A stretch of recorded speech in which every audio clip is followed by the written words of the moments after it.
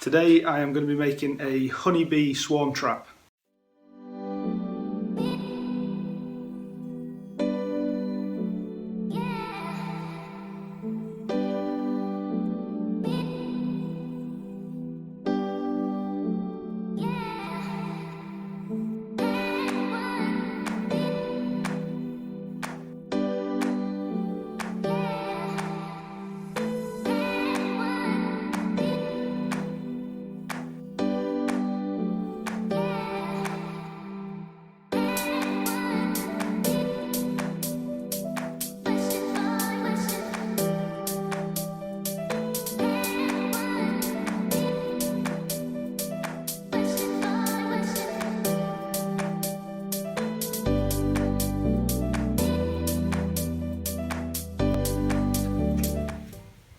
So that's the bare bones of the box finished, and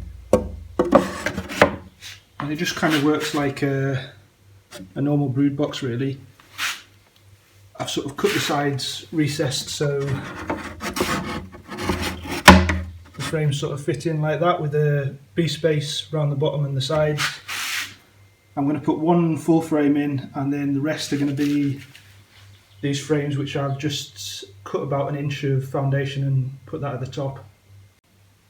That's all 10 frames in and they're a pretty snug fit. As I say, I've left a bee space around the sides and the bottom. That's the box just about finished. I've got all the frames in. I've got these side panels on which go underneath the lugs, and then I've made a crown board to go on top and also a roof as well. And I made it a pretty snug fit. It's maybe a little bit too snug, but I thought it was maybe better that way rather than having it a bit loose and the bees being able to get out. So that's it, it's just a plain box really. I'm going to drill a hole in the front and then I'm going to place it on the roof of the shed with a few drops of lemongrass oil, and I'm going to face the entrance in a southerly direction.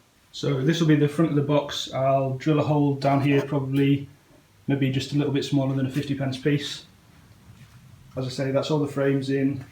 I've got the crown board which just fits over the top, and because I've put these lats underneath, that fits sort of flush, so that when the roof goes on it blocks in these gaps. I might also just sort of tidy it up a bit by trimming off this kind of excess here, because below this batten it's not really necessary. So this is the view inside the empty box, and as you can see there's little bits of light just kind of getting in certain places where I haven't got it quite as straight as I could have. So I think what I'm going to do is I'm going to put some black tape around any areas where the light's getting in, just so that it looks more like an enclosed space for the bees when they go in, because I think that's what they like. I've drilled a 22mm hole in the front of the hive there. They say you should have it no bigger than a 50p piece, so I decided that was about right. And I've trimmed off the edges just to tidy it up a bit, and also put a few little bits of black tape just anywhere where the light was coming in, so just to kind of seal the box a bit more. I don't know if it was necessary, but yeah, I've done that. So I'll just put it together now and get it up on the shed roof. Just before I do that, just while I'm looking at it now, I think this is with the crown board on, and obviously as you can see there's these gaps here which are going to be covered by the roof when it goes on. I think I probably should have put a strip of wood along there that was permanently attached and then put the roof on afterwards so it's come over the top of it, because I think they're probably going to propellize these holes and maybe glue my roof on a little bit. But you know, it's just a swarm trap, so hopefully they won't be in there that long, so I think I'll get away with it hopefully. I'm just making a second swarm trap now, and I've decided that these gaps that I was talking about on the other trap, they are going to be a problem. So I'm going to take the other trap down and I'm going to put a board that covers these like I've done